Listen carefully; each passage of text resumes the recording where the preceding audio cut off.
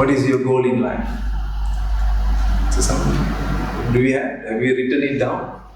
It can be structured into different aspects. Say the goal in health. It may not be so general. It can be like you can have one category called health, one category called work and business, another category hobbies, social interactions, and then the next one is spiritual. So like this we can have 5 different categories, and then each of the category we can have 1 or 2 goals. But the goal is not to achieve, no, that's too simplified. To achieve good health, to achieve good balance. You have to be more specific. The more specific we are, the more the mind goes towards it.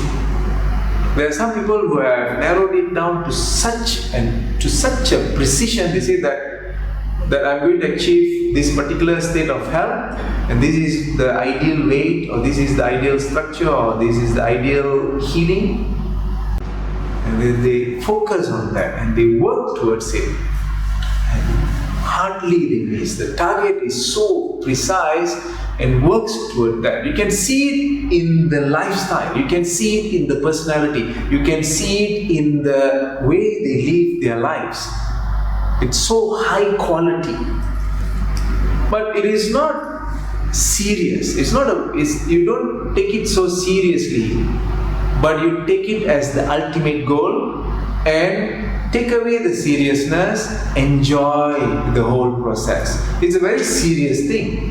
It's a very important thing, but we want to take out this serious, because this serious sometimes has become backward. So let's enjoy achieving it, not only just putting it as a theory, but every day working towards that, measuring it at the time before you sleep. Before you sleep this particular day, this is the goal.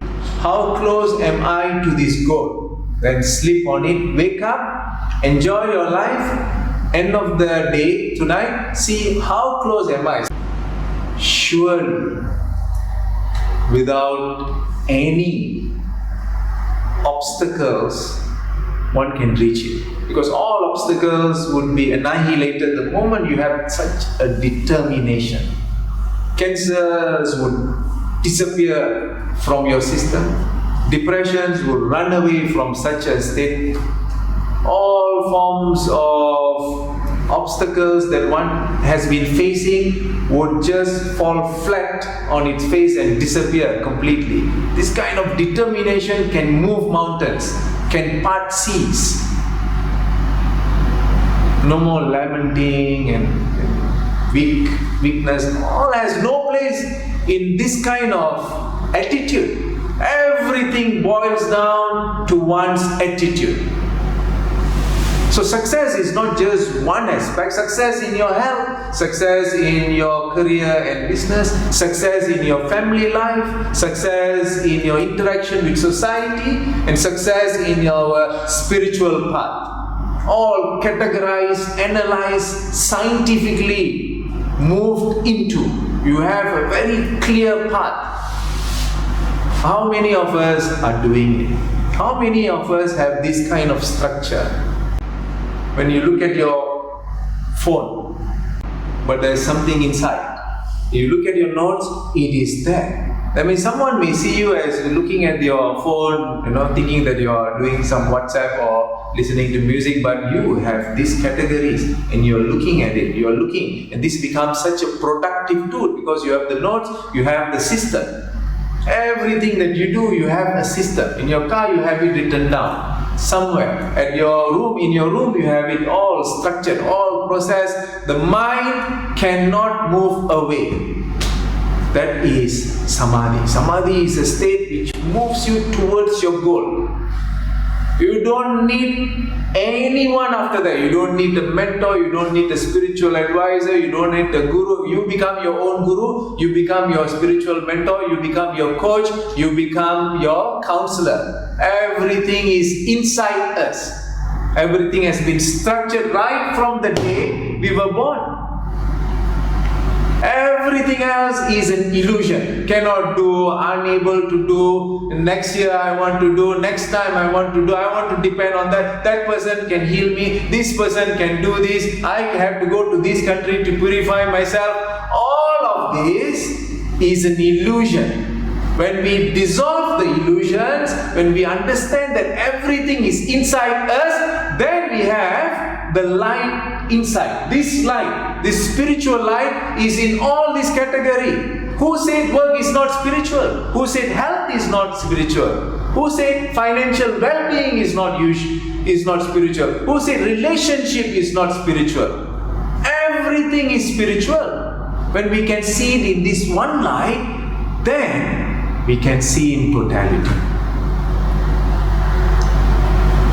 There is no division between matter and spirituality. It's all one. And when we can see it inside ourselves, when we can see it in all these different categories, that same light inspiring us, then we don't see it as confined to myself and my own self.